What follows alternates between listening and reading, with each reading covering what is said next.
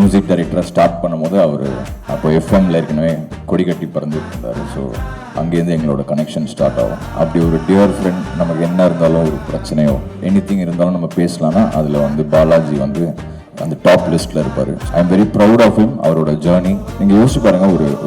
ஒரு ஆர்ஜேவாக ஸ்டார்ட் பண்ணி அதுக்கப்புறம் வந்து இவ்வளோ படங்கள், எல்லா படமும் வந்து அவருக்கு வந்து வணிக ரீதியாக வெற்றி வர. இப்போ எல்லாருமே வந்து அவர் சரி நல்லா சூப்பராக காமெடி பண்ணுவார், பயங்கரமாக நம்ம என்டர்டெயினாக இருக்கலாம்னு சொல்லும் போது ஒரு டிரான்ஸ்ஃபர்மேஷனுக்கு ஒரு படம் ஒன்று அமையும்ல, அது இந்த சொர்க்கவாசலாக வந்து இருக்குன்னு நான் கன்ஃபார்மாக நம்புகிறேன். ஸோ அவருக்கும் மொத்தமாக சேர்த்து எடுத்த இந்த சொர்க்கவாசல் எல்லாரோட வாழ்க்கையிலும் இது வந்து ஒரு சொர்க்கவாசலாக இருக்கும்னு நான் வந்து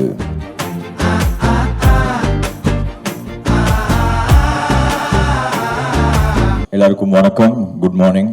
சொர்க்கவாசல் இந்த ஃபிலிமில் வந்து எல்லாருமே ரொம்ப நியர் அண்ட் டியர் ஒன்ஸ் எனக்கு பர்சனலாக. நான் coming to the director Siddharth Viswanath, என்னோட ஸ்கூல் ஜூனியர், 2 years ஜூனியர்.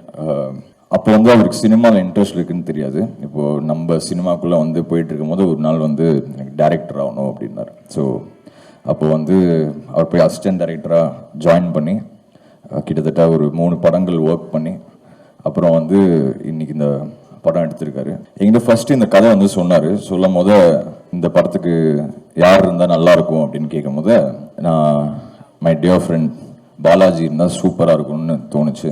நம்ம மியூசிக் டைரக்டராக ஸ்டார்ட் பண்ணும்போது அவர் அப்போ எஃப்எம்ல ஏற்கனவே கொடி கட்டி பறந்துட்டு இருந்தார். ஸோ அங்கேருந்து எங்களோட கனெக்ஷன் ஸ்டார்ட் ஆகும்.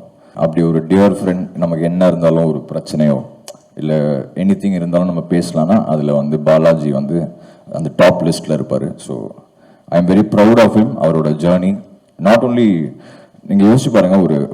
ஒரு ஆர்ஜேவாக ஸ்டார்ட் பண்ணி அதுக்கப்புறம் வந்து இவ்வளோ படங்கள், எல்லா படமும் வந்து அவருக்கு வந்து வணிக ரீதியாக வெற்றி வர.